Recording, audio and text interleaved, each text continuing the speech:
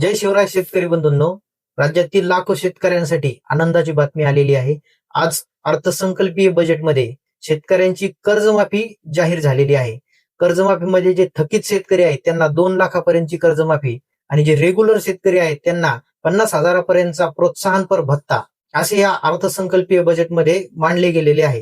आता त्याची पूर्ण डिटेल्स राज्याचे मुख्यमंत्री यांच्याकडून तुम्ही स्वतः ऐकून घ्या. राज्यातील 30 सप्टेंबर 2025 रोजी पीक कर्ज थकीत असणाऱ्या पात्र शेतकऱ्यांना 2 लाख रुपयापर्यंत कर्जमाफी देणारी पुण्यश्लोक अहिल्यादेवी होळकर शेतकरी कर्जमाफी योजना मी आज जाहीर करत आहे.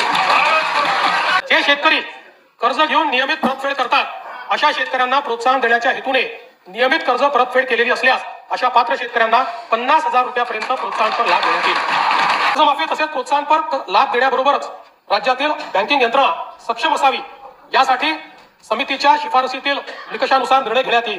शेतकरी वारंवार कर्जबाजारी न होता त्याला कायमस्वरूपी कर्जमुक्त करण्याचा शासनाचा संकल्प असून याबाबत समितीच्या शिफारसी अनुसार दीर्घकालीन उपाययोजना करण्यात येत आहे. आता यामध्ये तुम्ही सांगा, नियमित असणाऱ्या शेतकऱ्यांसाठी कमी पैसे आलेत का? 50,000 म्हणजे कमी आहे का? किंवा नियमित असणाऱ्या शेतकऱ्यांसाठी किती प्रोत्साहनपर भत्ता यायला पाहिजे होता हे तुम्ही मला कमेंट करून कळवा. आणि अशाच शेतीविषयक नवीन अपडेटसाठी आपल्या शेतूवाला चॅनलला सबस्क्राईब करून ठेवा आणि जाताना एक लाईक देऊन जा.